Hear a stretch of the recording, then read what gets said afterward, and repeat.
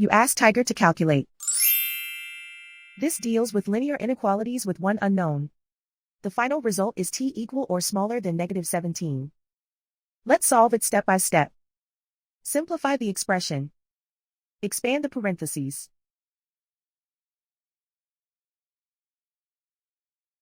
Simplify the arithmetic.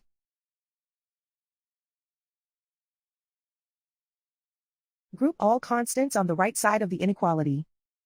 Subtract 190 from both sides.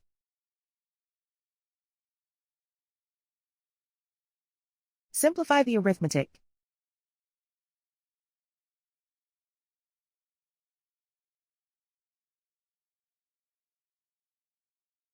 Isolate the t. Divide both sides by 10.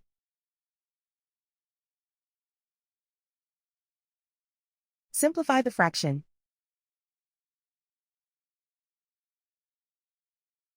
Find the greatest common factor of the numerator and denominator.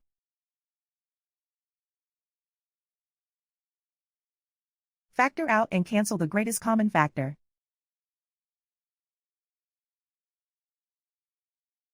Plot the solution on a coordinate grid.